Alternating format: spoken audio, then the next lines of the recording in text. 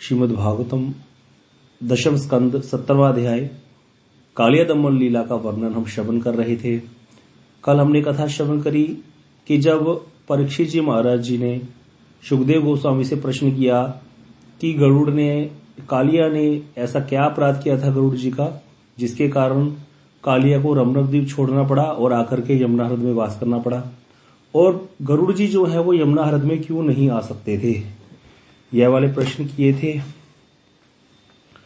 तो इसमें हमने कल कथा श्रवण करी सारी वही वाली कि कालिया जो था वो गरुड़ जी से शत्रुता करके बैठ गया था, क्योंकि गरुड़ जी शत्रु सर्पों को खाने लग गए थे। गरुड़ जी ने जैसे ही अपनी माता विनता को दासित्व से मुक्त करवाया, उसके पश्चात गरुड़ जी ने जैसे ही दास भाव से मुक्त हुए हैं, सारा दिन सर्पों को शत्रु मान लिया अपना और सर्पों को खाते रहते थे। फिर सारे सर्पों में से सर्पों ने मीटिंग करी, गरुड़ जी को बोला आपको हम हर अमावस्या और पूर्णिमा को एक सर्प दे दिया करेंगे, साथ में बहुत सारा आहार दे दिया करेंगे। कालिया स्वयं जब सरदार बना सर्पों का, उसने स्वयं खाना शुरू कर दिया सर्प को और आहार भी खा जाता। गरुड़ जी को इस बात पे क्रोध आया, कालिया को मारा गरुड़ जी ने और एक पंख की चोट से कालिया दूर जाकर के गिरा था और तब से भयभीत रहता था। गरुड़ जी क्यों नहीं आते थे उसकी कथा हमने कल श्रवण करी। सोबरी ऋषि का अपराध हुआ गरुड़ जी के चरणों में। सोबरी ऋषि जब गरुड़ जी एक बार मछली खा रहे थे यमुना जी के हृद में, तो सोबरी ऋषि ने गरुड़ जी को श्राप दे दिया कि अगर आप यहाँ यमुना के हृद के आसपास आए तो आप भस्म हो जाओगे। एक मछली की रक्षा करनी चाहिए सोबरी ऋषि ने, और अनेक मछलियों को वहां पर जो है कालिया आकर के वहां बसा और वहां उसके वहां रहने के कारण अनेक मछलियां मारी गईं। आसपास की वनस्पति, वृक्ष, लता, गुल्म, तृण आदि भी नष्ट हो गई।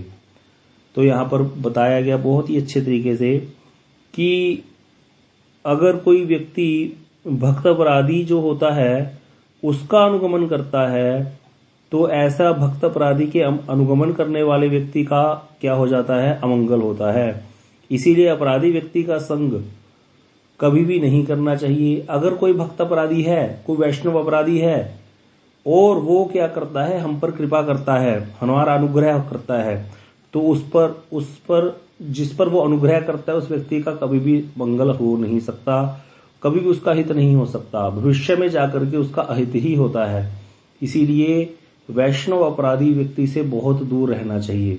जो भी वैष्णव अपराध करे, चाहे कैसा भी वैष्णव अपराधी हो, उससे अगर तो उसने अपराध की क्षमा याचना कर ली, अपराध का प्रायश्चित कर लिया तो अलग बात है, लेकिन जो अपने अहंकार के मत में और भी मतवाला हो रहा है, वैष्णव के अपराध करता है, उल्टा पुल्टा वैष्णव को बोलता है, ऐसे व्यक्ति का संग करने वाले व्यक्ति का क्या होता है, नाश अवश्यम भावी है। इससे अच्छा तो वो व्यक्ति है जो भजन नहीं करता, कुछ नहीं करता, संसार में मग्न है। लेकिन वैष्णव अपराधी का संग करने वाला व्यक्ति कितना मर्जी माला चटका ले, कितना मर्जी वो जाकर के धाम में परिक्रमाएं कर ले, कितने मर्जी लंगर लगा दे, जो मर्जी कर ले, उसका नाश होना ही होना है, क्योंकि उसकी बुद्धि क्या हो गई है, विपरीत हो गई है। कितनी ही इतनी इसकी एग्जाम्पल्स हैं। संघ की इतनी महिमा गाई गई है। संघ जो है, एक लव का सत्संग जो है जैसे हमारा कल्याण कर सकता है, इसी प्रकार एक लव का असत्संग, एक लव का कुसंग भी नाश कर सकता है। बाबा महाराज इस पर इतनी कथाएं सुनाते थे हमें। कहते जब हनुमान जी लंका में प्रवेश करने लगे तो लंकनी नाम की एक राक्षसी थी। जब हनुमान जी छोटा सा मच्छर का रूप धारण करके अंदर घुसने लगे तो उसने वही पकड़ लिया हनुमान जी को, और हनुमान जी ने उसको घुसा मारा, विकराल रूप प्रकट किया। तब उसने बोला था, तात स्वर्ग अपवर्ग सुख धरिय तुला एक अंग, तूल न ताही सकल मिली जो सुख लव सतसंग। हे तात, स्वर्ग का सुख, अपवर्ग का सुख अगर तुला के एक हिस्से में रख दिया जाए, तकड़ी के तुला के एक हिस्से में स्वर्ग का सुख और मोक्ष का सुख रख दिया जाए, और दूसरे पलड़े में तक जो तुला के सत्संग का एक लव, आंख झपने की इकाई होती है ना, उसका भी चौथा हिस्सा एक लव का सत्संग रख दिया जाए, तो उसका कोई बराबर नहीं है। सत्संग का पलड़ा इतना भारी है कि ये तो हमेशा ऊपर ही उठा रहेगा, मोक्ष का सुख और स्वर्ग का सुख। इतनी सत्संग की महिमा गाई गई है। जितनी बाबा महाराज कहते थे सत्संग की महिमा है, उतनी ही कुसंग का भी प्रभाव है। जैसे सत्संग का इतना प्रभाव है, एक लव का सत्संग क्या नहीं कर सकता, इसी प्रकार एक लव का कुसंग भी हमारा नाश कर देता है। तो कुसंग में क्या क्या आ गया? कुसंग में आ गया भगवान को ना मानने वाले का संग करना, वैष्णव विरोधियों का संग करना, वैष्णव अपराधियों का संग करना, ये कुसंग है। या जो माया में फंसे हुए हैं ऐसे लोगों का संग करना, उनके साथ घूमना फिरना करना, इससे क्या होगा, वो संग हमें नष्ट कर ही देगा एक न एक दिन। इसकी इतनी एग्जाम्पल्स हैं। तो इसीलिए संग जो है वो बहुत बड़ी वस्तु है। जो कैकेयी शगुन मना रही थी कि कल राम का राज्याभिषेक होने वाला है, और पागलों की तरह घूम रही थी, क्योंकि राम जी से बड़ा प्रेम करती थी कैकेयी। उस कैकेयी की बुद्धि ऐसी फेरी मंथरा ने थोड़ी देर के कुसंग से कि उस कैकेयी ने ठाकुर जी के लिए क्या मांग लिया, 14 साल का वनवास।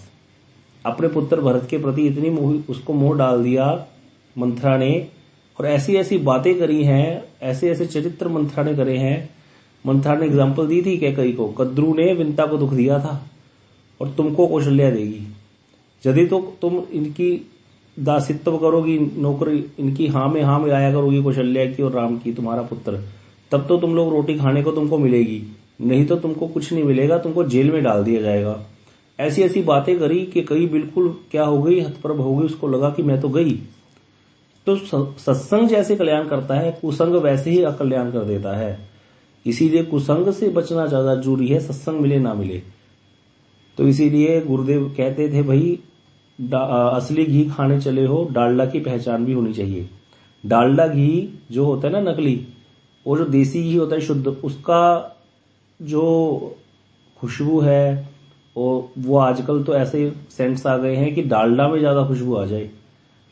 500 रुपए किलो देसी घी मिल रहा है बाजार में, 60 रुपए किलो दूध मिल रहा है। 40 किलो दूध में 1 किलो देसी घी मुश्किल से निकलता है गाय के। बताओ कैसे पूरा हो जाएगा। 2400 रुपए का तो दूध हो गया, 2400 का निकालने का भी खर्चा जुड़ेगा कि नहीं जुड़ेगा।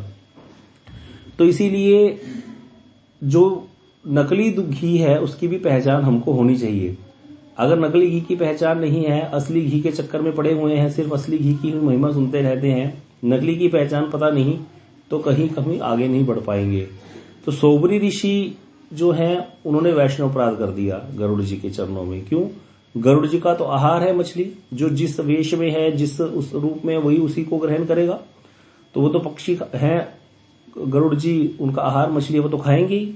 इसमें सोबरी ऋषि को बीच में क्या लेना देना था, लेकिन उन्होंने अपराध कर दिया। तो इसीलिए उस अपराध का फल क्या हुआ, जितनी भी यमुना हृद में जितनी मछलियां थीं वो भी सारी मारी गई, और सोबरी ऋषि का भी स्वयं पतन हो गया। एक मछली और मच्छ को संग करते हुए देख करके, मछली और मच्छ को संग करके देखते किसी के हृदय में काम नहीं चल सकता, क्योंकि मछली और मच्छ संग क्या क्या किसी को पता चलेगा। लेकिन सोबरी ऋषि जैसे ऋषि के हृदय में काम वासना आ गई, और वो मानधाता राजा के वहां दरबार में पहुंच गए, उनकी 50 कन्याओं से विवाह कर लिया जाकर के, इतना सुंदर रूप धारण कर लिया योग बल से। तो ऐसे वाला अकल्याण हो जाता है वैष्णव अपराध से। और इसमें सबसे बड़ी विशेषता क्या है, वो तो सोबरी ऋषि थे, साधारण नहीं थे, और बाद में उन्होंने तपस्या करके दोबारा भगवान की प्राप्ति करी है।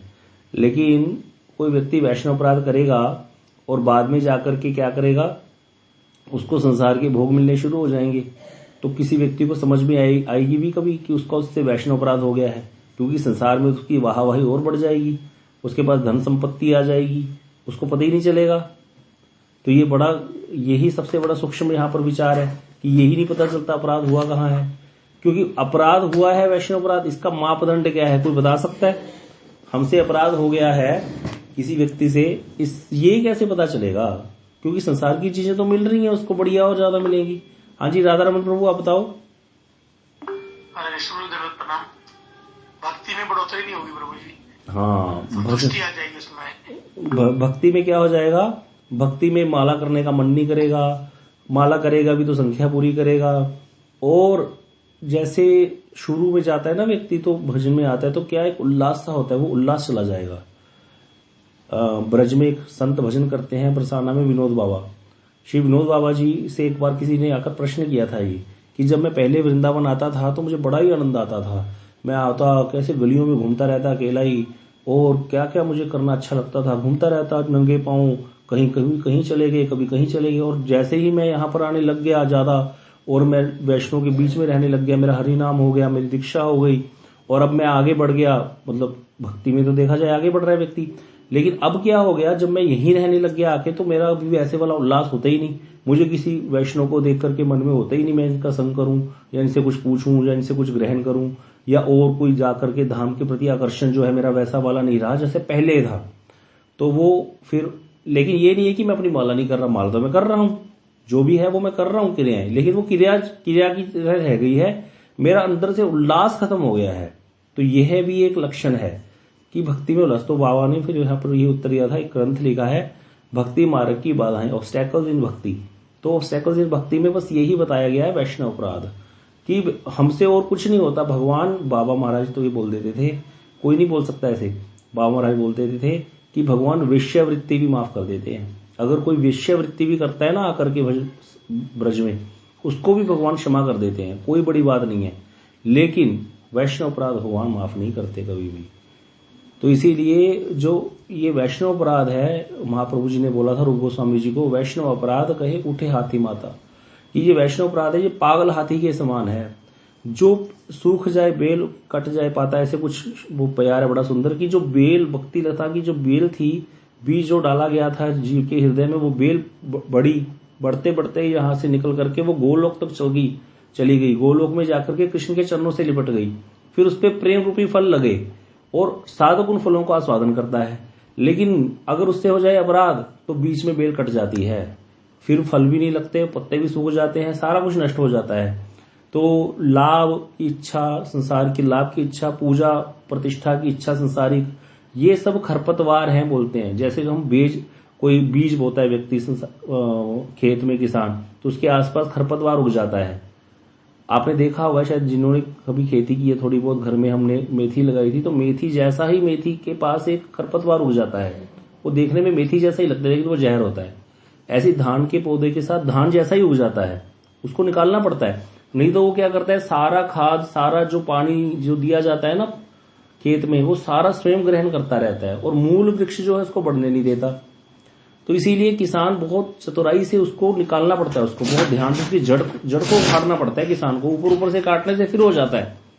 जिन्होंने थोड़ा बहुत खेती की नॉलेज है, जिन्होंने थोड़ी बहुत प्लांटेशन की, उनको पता होगा ये बात कि जो भी पौधा होगा उसके जैसा ही उसके साथ एक खरपतवार उग जाता है, उसको निकालना पड़ता है। तो व्यक्ति भजन करने लगे, लाभ पूजा प्रतिष्ठा मिलती है संसार में, प्रभु जी कहते हैं लोग, प्रभु जी आप तो, आपके जैसा वैराग्य किसके अंदर होगा, प्रभु जी भी खुश हो जाते हैं, और क्या चाहिए। तो ये जो सारी चीजें हैं ये भक्ति में बाधा है। और इसको गुरु पदाश्रय में रहता है जो गुरु जी, उसको बार बार डांट करके उसको निकलवाते हैं ये सारी चीजें, तब जाकर के जो मूल वृक्ष है वो बढ़ता है भक्ति का। तो ये सब चीजों का हमें पता होना चाहिए। ये भक्ति मार्ग की बाधाएं हैं। अगर यही बाधाएं हमने दूर नहीं की तो बस वैसे ही चलता रहेगा, डुलमुल चलता रहेगा सारा मामला। तो इसीलिए सोबरी ऋषि जो हैं, ये भक्त अपराधी, यहाँ पर उनको बोल दिया विष्णु चक्रवर्तीपाद जी ने कि भक्त अपराध के कारण क्या हुआ, उनका जो अनुग्रह था वो हितकारी नहीं हुआ। जबकि उन्होंने तो अनुग्रह किया था ना मछलियों पर। कोई साधारण व्यक्ति इस बात को सुनेगा तो सोबरी ऋषि पर दया करेगा। बताओ, बेचारे सोबरी ऋषि एक मछली की तो रक्षा कर रहे थे, बाद में ऐसे कह रहे हैं ये क्या वैष्णविज्म है, विष्णु भगवान से किसी का सुख ही नहीं बर्दाश्त होता। अगले को यही लगेगा, अपने बंदों को ही देखते रहते हैं, जैसे माता को अपना काला कलूटा बच्चा भी राजकुमार लगता है, इसी प्रकार भगवान विष्णु है, अगला कहेगा है। तो यही बात हो गई देखा जाए तो इस तरह से ये भक्ति के विचार हैं, इसमें हमें प्रवेश करना ही पड़ेगा आज नहीं तो कल। तो शुरू में हमें भी बातें थोड़ी अजीब सी लगती थी, लेकिन धीरे धीरे जब वैष्णव संग करते तो पता चलता है कि वैष्णव को अपने लिए कुछ चाहिए ही नहीं होता। वैष्णव को अपने लिए कुछ नहीं चाहिए होता, वैष्णव दूसरों के उपकार में ही रत होते हैं। अब आपको इस बात से भी तो यही लगता है कि सोबरी ऋषि को तो अपने लिए कुछ नहीं चाहिए था, वो तो दूसरे के उपकार में रत थे, और गरुड़ जी खा रहे थे मछलियों को। तो यहां पर भी यही बात आ रही है। तो इसीलिए जब तक हम वैष्णव संग नहीं करते ये सब चीजें समझ में नहीं आती, क्योंकि यहां पर बताए हैं भक्त चूड़ामणि होकर के भी गरुड़ जी ने उस अपराध को ग्रहण किया, अवहेलना नहीं की, उस अभिशाप की उन्होंने, और वहां जाना बंद कर दिया। और दूसरी बात, जो मछलियां गरुड़ जी के द्वारा खाई भी गई हैं उनका भी उद्धार ही हुआ है। क्यों? क्योंकि वो तो भगवान के भक्त हैं। और दूसरी बात, मछली खाने में उनको कोई दोष है नहीं, तो जिस रूप में है उसी रूप में वो वहां पर आकर के वैसी सेवा को ग्रहण करते हैं। तो इस तरह से। और दूसरी बात ये है, ये भी एक बात है कि जैसे जो राम जी का कार्य कर रहा है, जो भगवान का कार्य कर रहा है, भगवान ने कहा मम निमित्तम कृतम पापम अपि धर्माय कल्पते, मेरे लिए किया गया पाप ही धर्म कहलाता है। हनुमान जी जब लंका में गए हैं ना, तो उन्होंने ऐसी दहाड़ मारी है जय श्री राम करके कि राक्षसियों के गर्भ गिर गए थे। किसी की स्त्री का बच्चा उसके पेट में मर जाए, इससे बड़ा अपराध क्या होगा। लेकिन हनुमान जी को कभी आज तक किसी ने सुना है कि उनको जाना पड़ा नरक में इस अपराध के कारण, उनको ठाकुर जी ने आकर डांटा हो। उल्टा ठाकुर जी कह रहे हैं मैंने तो विचार करके देख लिया, मैं तेरे ऋण से ऋण नहीं हो सकता। तो ये राम जी की सेवा है। एक सैनिक देश की रक्षा के लिए कितने को गोली मार करके भून करके आ जाता है, क्या उसको सजा मिलती है? उल्टा उसके नाम का यादगारी गेट बनता है, उसके बच्चों को नौकरियां दी जाती हैं, उसको पेंशन दी जाती है सरकार की तरफ से, कितनी फैसिलिटीज मिलती हैं उसको। क्यों? क्योंकि उसने देश के कार्य के लिए बलिदान दिया है और अन्य लोगों को भी मारा है। जबकि लेकिन अपने हित अपने स्वार्थ के लिए कोई किसी को मारे तो वहां पर फिर दोष हो जाता है। तो यहां पर यही समझने वाली बात है, गरुड़ जी भगवान के भक्त हैं, भगवान की सेवा ही उनका लक्ष्य है, इसीलिए सेवा के दृष्टि से जो भी करते हैं वहां पर कोई अपराध उनका माना नहीं जाएगा। तो ये सब चीजें हमें भक्ति के सूक्ष्म विचार जो हैं पता होने चाहिए। कल भी हम चर्चा कर रहे थे, भक्ति में बहुत बड़ी बात तो है, संसार के लिए जो बहुत बड़ी बात है भक्तों में वो बात बहुत छोटी है, और संसार में जो बात बहुत छोटी है भक्ति मार्ग में बहुत बड़ी हो जाती है।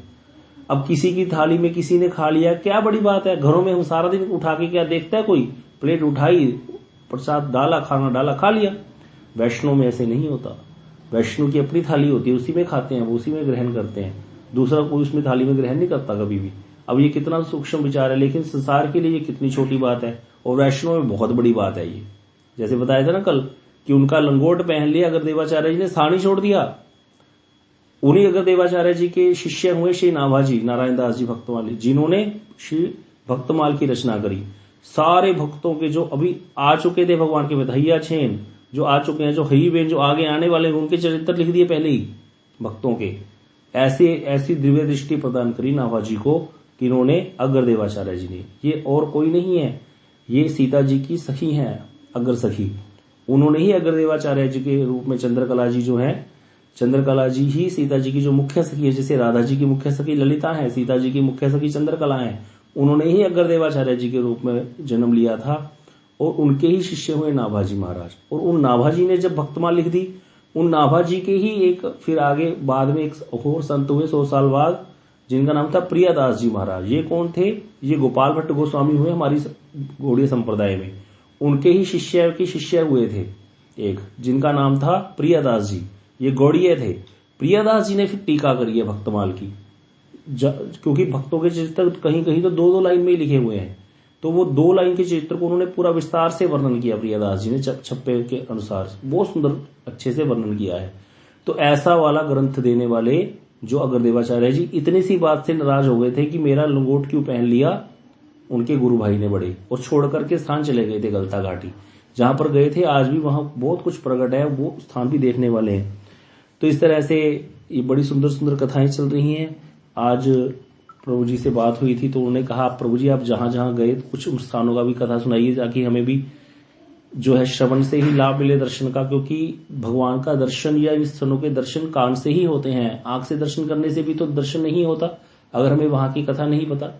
आज हम नैमिषारण्य तीर्थ में हैं, यहाँ पर आज हम एक दर्शन करने गए एक जगह पर, जहां पर हनुमान जी का बहुत सुंदर विग्रह था। ऐसे पूरा ऐसे लग रहा था पर्वत में हनुमान जी प्रकट हुए हैं, बहुत बड़ा विग्रह, बहुत बड़ा हनुमानगढ़ी।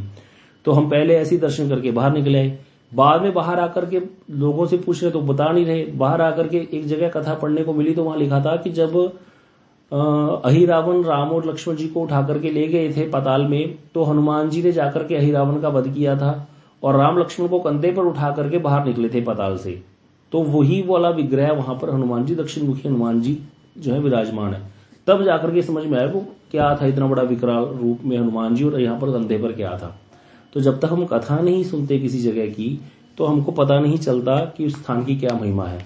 और स्थान की महिमा की कथा पहले ही पता होने से तो विशेष लाभ होता है, विशेष लोभ जग जाता है उस जगह में जाने का, दर्शन करने का भी। और दर्शन नहीं करने पर भी, वहां ना जाने से भी, कथा सुनने से वहां जाने का फल प्राप्त हो जाता है। इतनी महिमा शास्त्रों में गाई गई है कथा सत्संग की।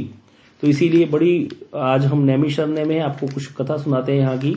तो नैमिषारण्य तीर्थ जो है ये इस 2 शब्दों के योग से बना है, नैमिष और आरण्य। तो नैमिष शब्द जो है इसमें ये वेदों में कई जगह पर आया है। इसका तीर्थ का स्थान नैमिषारण्य क्यों पड़ा, इसकी अनेक पुराणों में ग्रंथों में इसकी अलग अलग कथाएं हैं। तो यहाँ कथा आती है कि एक बार क्या हुआ था कि विश्व सृजन की इच्छा से ब्रह्मा जी जब ब्रह्मा जी को भगवान ने बोला सृष्टि करो, तो ब्रह्मा जी ने कहा पहले मैं यज्ञ करूंगा प्रभु। तो यज्ञ करने की इच्छा से जब उन्होंने अपनी पत्नी इला के साथ यज्ञ करने की इच्छा की, तो वो प्रभु से पूछने लगे विष्णु भगवान से कि मैं यज्ञ कहाँ पर करूं, वो भूमि कौन सी उपयुक्त है यज्ञ के लिए। तो भगवान ने एक चक्र दिखाया और कहा कि इस चक्र का नेमी शीर्ण अर्थात जो भाग है नीचे का चक्र का, जहां पर जाकर के गिर जाएगा वहीं पर यज्ञ की भूमि होगी, आप ये ऐसा समझ लो। तो ब्रह्मा जी चल पड़े चक्र के पीछे पीछे, और चक्र की जो नेमी शीर्ण होते देखी तो उसी जहां पर आकर के कुंड था यहाँ पर, तो वहां पर आकर के वो चक्र गिरा, तो इसीलिए उसका नाम नैमिषारण्य पड़ गया। इसीलिए यहाँ पर ये जो तीर्थ है, अभी गोमती नदी यहाँ पर पास में बहती है, तो गोमती नदी के तट पर ही है। और भी कई जगह पर इसका वर्णन है अन्य अन्य पुराणों में। पद्म पुराण में अलग तरीके से वर्णन किया है, कल्प भेद से अनेक कथाएं हैं। बता रहे हैं एक बार क्या हुआ, प्रयाग जो है जहां पर इलाहाबाद जिसको बोलते हैं, प्रयाग के संगम पर जहां गंगा यमुना और सरस्वती का संगम है, वह ऋषि मुनि ने भगवान विष्णु को प्रसन्न करने के लिए स्वाध्याय के द्वारा परमात्मा की प्राप्ति के उद्देश्य से फल देने वाले पवित्र स्थान को जानना चाहा कि हम कहाँ तपस्या करें। ऋषियों ने कहा हम तपस्या करना चाहते हैं, हम तपस्या कहाँ पर करें। तो भगवान विष्णु ने फिर वहां पर भी अपना चक्र दिखाते हुए कहा कि जहां पर इसकी नेमी शीर्ण हो, अर्थात इसका जो नीचे का भाग है जाकर के गिर जाए, उस स्थान को उपयुक्त समझना। इस तरह फिर वो चले हैं और यहीं पर आकर के वो चक्र गिरा था। शिव पुराण के अनुसार अलग कथा आती है। कहते हैं एक बार ऋषियों ने शिव के तत्व को समझने के लिए ब्रह्मा जी से प्रश्न किया कि शिव का तत्व क्या है। तो ब्रह्मा जी ने कहा कि आप 1000 वर्ष तक यज्ञ करो। तो अब यहाँ पर ये पूछने लगे कि एक ही स्थान पर रहते हुए 1000 वर्ष तक निर्विघ्न यज्ञ कैसे पूर्ण हो सकते हैं, कोई ना कोई दोष आ ही जाता है। तो ब्रह्मा जी ने एक मनोमय चक्र का प्रकाश किया मन से और कहा कि जहां पर इसका नेमी गिरेगी वहीं पर जाकर यज्ञ करो। ऐसे बहुत सारी यहाँ पर नैमिषारण्य तीर्थ की कथाएं अलग अलग पुराणों में वर्णन है। गोस्वामी तुलसीदास जी महाराज जी, स्वयं राम जी, जब राम जी जो है क्या करने लगे थे, अश्वमेध यज्ञ किए थे ना भगवान राम ने। तो अश्वमेध यज्ञ, कई अश्वमेध यज्ञ भगवान राम जी ने यहाँ पर किए हैं। एक कल्प में कल्प भेद से सीता जी भी यहीं पर समाहित हुई है धरती में, यहाँ सीता समाहित स्थल भी है। तो यहाँ पर बहुत सारे तीर्थ हैं, अभी हम आज दर्शन करके आए हैं। यहीं पर इसी तीर्थ पर फिर क्या हुआ था, शौनकादिक ऋषि जो हैं 88,000 शौनकादिक ऋषि, उन्होंने सूत गोस्वामी से जो है यहाँ पर ही भागवत जी की कथा का श्रवण किया है। और यहीं पर व्यास भगवान ने जिन्होंने 4 वेदों की रचना करी, 6 शास्त्रों की रचना करी, 18 पुराणों की रचना करी, और उसके बाद एक ऋषि हुए जैमिनी ऋषि। जैमिनी ऋषि को वेद जो है यहीं पर पढ़ाए हैं जो वेद व्यास जी महाराज जी ने। तो यहाँ व्यास गद्दी भी है, वल्लभाचार्य जी की बैठक है। महाप्रभु वल्लभाचार्य जी की बैठक कभी भी किसी साधारण स्थान पे नहीं होती। जहां पर भी सिद्ध स्थलियां हैं ब्रज में, इसीलिए उनकी सबसे ज्यादा बैठकें हैं, 21 बैठकें हैं ब्रज में उनकी। जहां भी सिद्ध स्थलियां हैं वहीं पर वल्लभाचार्य जी की बैठक है। एक बैठक वल्लभाचार्य जी की बद्रीनाथ जी में भी है, एक बैठक वल्लभाचार्य जी की हम गए थे, हाँ कहाँ गए थे प्रभु जी, अयोध्या में भी थी, और भी कहीं गए थे इससे पहले भी, शायद काशी में भी शायद थी ना, तो चित्रकूट में भी थी शायद, चित्रकूट में भी है वल्लभाचार्य जी की बैठक। तो हर जगह वल्लभाचार्य जी की बैठक होगी जहां सिद्ध स्थली होगी। तो इस स्थान पर भी वल्लभाचार्य जी की बैठक है। और यहाँ पर एक इनके श्रीनाथ जी की हवेली भी है, वल्लभाचार्य जी का स्थान है। शिला प्रभुपाद जी, भक्तिसिद्धांत सरस्वती प्रभुपाद जी ने 64 मठों की स्थापना की थी अपने प्रकट काल में। तो उन्होंने 64 मठों में से एक मठ यहाँ पर भी स्थापित किया था, उस मठ का नाम व्यास गौड़िया मठ है। तो इसीलिए ये साधारण स्थान नहीं है। और एक बार क्या हुआ था, ब्राह्मणों वाली कथा क्या थी, जो ब्राह्मणों को, हाँ एक बार सीता जी ने क्या किया, जब यज्ञ पूर्ण हो गए, भगवान ने यज्ञ करा दिए, तो सीता जी ने भगवान को कहा कि आपने ब्राह्मणों के द्वारा इतने यज्ञों को पूर्ण करवाया है, अश्वमेध यज्ञों को, तो आपको ब्राह्मणों को कुछ दे देना चाहिए। तो भगवान ने कहा कोई बात नहीं, अब ये यज्ञ की जो भूमि है इतनी पास की सारी, ये सारी मैं ब्राह्मणों को दान करता हूँ। तो उस गांव का नाम पड़ गया सीतापुर। तो आज भी सीतापुर डिस्ट्रिक्ट है, ये सीतापुर डिस्ट्रिक्ट में ही पड़ता है नैमिषारण्य। तो ये पूरा सीतापुर डिस्ट्रिक्ट सारा ब्राह्मणों से भरा हुआ है। यहाँ इतने ब्राह्मण हैं, हम लोग गए, जिसको देखो थोड़ा सा नाम पूछ लो, वो उसी टाइम खड़ा करके संकल्प कराने लग जाता है, क्योंकि ब्राह्मणों का तो काम ही है लेना। तो वो उसी टाइम हाथ में नारियल दे देते हैं और अमुक नाम अमुक गोत्र बताओ, ये वैवस्वत मनवंतरे जम्बू द्वीपे। हम तो इतना हंसे, हमने कहा कहाँ फंस गए ब्राह्मणों में, इतने ब्राह्मण है यहाँ पर, सब जगह लिख लिख के लगा रखा है, ये भागवत पाठ करा लो, ये करा लो, वो करा लो, इतने रुपए में ये हो जाएगा, 5100 में भागवत हो जाएगी, 500 रुपए में ये वाला पाठ करा लो, सारा यही, क्योंकि सारे ब्राह्मण बड़े पड़े हैं यहाँ पर। तो बड़ा सुंदर स्थान है, अच्छा लगा।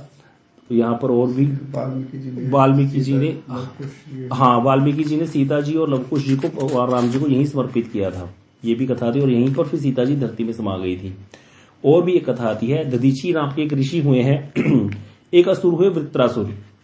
वृत्रासुर की कथा बहुत बार मन करता है आपको सुनाए, बड़ी सुंदर कथा है, बड़े भक्त हुए हैं भगवान के वृत्रासुर। तो वृत्रासुर को जो है ये त्वष्टा ऋषि ने यज्ञ किया था, जिससे वृत्रासुर उत्पन्न हुए थे। तो इंद्र से मरने वाला पुत्र पैदा हो गया, जबकि इंद्र को मारने वाला पुत्र चाहिए था। यज्ञ में त्रुटि हो गई थी मंत्रोच्चारण में, तो अब इंद्र से मरने वाला पुत्र पैदा होना था। तो देवता लोग हैं जो वृत्रासुर को मारने के आसान नहीं था, क्योंकि वो तो यज्ञ से उत्पन्न हुआ था। तो किसी ने कहा कि दधीची ऋषि सब देवता भगवान के पास गए हैं कि वृत्रासुर तो सबको बहुत परेशान कर रहा है। भगवान ने कहा कि अगर दधीची ऋषि अपनी हड्डियों का दान कर दे, उन हड्डियों से अस्त्र बने, वज्र बने, उस वज्र से वृत्रासुर का नाश हो सकता है।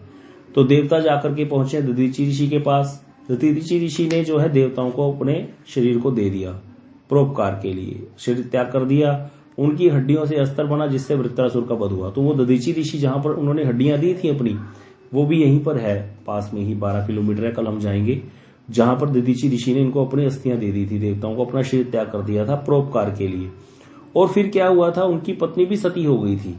अब उसके छोटा सा बालक था, उसको छोड़ करके अपने पति के साथ सती हो गई, लेकिन बच्चे को तो दूध चाहिए। तो वो पास में ही पीपल का पेड़ था, वो पीपल के पेड़ से ही जो उसका निकलता था, पीपल के पेड़ से उसको ही खा खा करके बच्चा बड़ा हुआ, उसी का नाम पड़ा पिपलाद ऋषि। तो पिपलाद ऋषि का भी यहाँ पर स्थान है, आपने सुना होगा पिपलाद ऋषि का नाम कभी कभी कथा सुनते समय। तो ऐसे बहुत ही स्थान है यहाँ पर। यहीं पर बलदेव जी ने वध किया था रोमहर्षण सूत जी का। जब रोमहर्षण सूत यहाँ पर पुराणों की कथाएं कर रहे थे 88 ऋषियों के साथ, तो उन्होंने यहाँ पर समय को बांध दिया था, किसी को भूख प्यास नहीं लगेगी, कथाएं चल रही थी। बलदेव जी आए तीर्थ भ्रमण करते हुए, जब आकर के बलदेव जी यहाँ पर आए हैं, तो जो रोमहर्षण सूत थे वो बलदेव जी को देख करके खड़े नहीं हुए, प्रणाम नहीं किया। तो बलदेव प्रभु को क्रोध आ गया, उन्होंने कहा ये तो अब जो है अराजकता फैल जाएगी ऐसे। तो इसीलिए बलदेव जी ने सूत का गला काट दिया था। ऋषियों ने हाहाकार किया, आपने ये क्या कर दिया, हम तो इतना दीर्घ सत्र लेकर के यहाँ पर बैठ करके पुराणों की कथाएं श्रवण कर रहे थे, अब आपको क्या करना पड़ेगा, अब आप इसको जो है कुछ इसका निवारण कीजिए। हमने तो यहाँ पर समय को बांध करके रखा था, किसी को भूख प्यास भी नहीं लगेगी। तो बलदेव जी ने कहा कोई बात नहीं, पिता का पुत्र भी जो है, पुत्र जो है आत्मा ही पुत्र जायते, आत्मा ही पुत्र के रूप में जन्म लेती है, पिता ही पुत्र के रूप में जन्म लेता है। इनके पुत्र उग्रशर्वा को मैं आशीर्वाद प्रदान करता हूँ, ये बनेंगे पुराणों के वक्ता बड़े अच्छे से। तो उग्रशर्वा सूत जो है उनको यहाँ बलदेव जी ने आशीर्वाद दिया, और उग्रशर्वा सूत जी ही भागवत जी की कथा को श्रवण करा रहे हैं शौनकादि ऋषियों को। जो कथा भागवत जी की हम सुनते हैं ना, ये हम सुखदेव गोस्वामी परीक्षित जी का संवाद नहीं सुन रहे, ये हम सुन रहे हैं सूत गोस्वामी और शौनकादि ऋषियों का संवाद। यो यहीं पर हुआ। उग्रशर्वा सूत रोमहर्षण जी के पुत्र उग्रशर्वा सूत ही कथाएं सुना रहे हैं यहाँ पर भागवत जी की। तो ऐसे ये बड़ी सुंदर सुंदर स्थान है यहाँ पर, जो अनेक प्रकार की लीलाओं को संजोए हुए हैं अलग अलग प्रकार से। तो उन स्थानों के दर्शन है, आप कभी भी यहाँ पर आइए। पिछले साल यहाँ पर संगरूर से बस आई थी, तो सब भक्तों ने यहाँ पर आकर के दर्शन किया था। और भी कई स्थानों पर हम गए। काशी में हमने नए नए स्थान दर्शन किए, जहाँ पर गोस्वामी तुलसीदास जी महाराज क्या करते थे, अपना रोज का नित्य नियम करते थे। रोज गंगा जी पार करके शौच करने जाते थे। जहाँ पर वो प्रेत प्रकट हुआ था, वो पीपल का वृक्ष देखा, जिसने तुलसीदास जी को पता बताया था हनुमान जी का। फिर हनुमान जी के दर्शन हुए, जहाँ पर तुलसीदास जी को संकट मोचन हनुमान जी का मंदिर, जहाँ पर हनुमान जी साक्षात प्रकट होकर के तुलसीदास जी को दर्शन दिए थे। फिर हनुमान जी ने ही उनको जहाँ चित्रकूट में दर्शन कराए थे राम जी के, चित्रकूट के घाट पर भई संतन की भीड़, तुलसीदास चंदन घिसे तिलक देत रघुवीर, वो वाला स्थान भी देखा। और गोस्वामी तुलसीदास जी का मूल स्थान जो किसी को भी नहीं पता है, आम लोग भी नहीं जानते, वहां पर रहने वाले लोगों से पूछे वो नहीं बता पा रहे। तो जहां पर टोडरमल नाम के एक अकबर के 9 रत्नों में टोडरमल एक रत्न था अकबर के, जो फाइनेंस मिनिस्टर था एक तरह का अकबर का। तो टोडरमल हिंदू था टोडरमल ने गोस्वामी तुलसीदास जी के प्रति उनकी बड़ी श्रद्धा थी। उसने गोस्वामी तुलसीदास जी के लिए काशी, जहां पर वो रह करके भजन करते थे काशी में, वहां पर तुलसी घाट है, 80 घाट के पास ही 80 घाट पे उसने बहुत बड़ा भवन बनाया था तुलसीदास जी के लिए, टोडरमल ने, 500 साल पहले। तो वो भवन आज भी है और वहीं पर गोस्वामी तुलसीदास जी का पलंग है जहां पर वो सोते थे, और वो दर्शन किए हमने। और वहां पर गोस्वामी तुलसीदास जी के विग्रह हैं सेवित, सीताराम जी, जिनको वो रोज पूजन करते थे, तुलसी चढ़ाते थे, और कुछ शालिग्राम शिलाएं जिनकी पूजा करते थे, वो सब स्थानों के भी दर्शन करके आए। तो ऐसे बड़े सुंदर सुंदर स्थान है और बिल्कुल शांत, वहां कोई जाता ही नहीं। अब काशी विश्वनाथ में तो इतना रश हो रहा है और वहां कोई बैठा ही नहीं था। पंडित जी भी नीचे बैठे थे, बोले अपने आप ही चले जाओ, 2nd फ्लोर पे है। अपने आप गए, अब वहां बैठे रहे, कोई कुछ नहीं टोक रहा, कुछ नहीं जा रहा, आराम से बैठे माला करते रहो। पीछे यमुना गंगा जी बहती है इतने विशाल रूप में, बड़ा ही सुंदर स्थान है। तो कभी भी आइए, जरूर जाकर के दर्शन कीजिएगा। 80 घाट पर गोस्वामी तुलसीदास जी का स्थान है, बड़ा ही सुंदर है। जो भजन करने वाले हैं उनको तो वहां बड़ा मन लगता है, बाकी जिसको चकाचौंध चाहिए वो फिर इधर उधर घूमते रहते हैं। लेकिन ऐसे बहुत स्थान हमने दर्शन के लिए श्रृंगेरपुर गए, जहां पर निषाद राज ने राम जी को जो है भेंट हुई थी, जहां पर राम जी ने अपनी जटाएं बांध करके फिर आगे पार करके गंगा जी को फिर आगे गए हैं। तो ऐसे बहुत सुंदर स्थानों के दर्शन किए। कभी आइए तो चलिएगा, और कहीं भी जाना हो तो हमसे पूछ लीजिएगा, आपको हम बता देंगे कि समय हो गया है।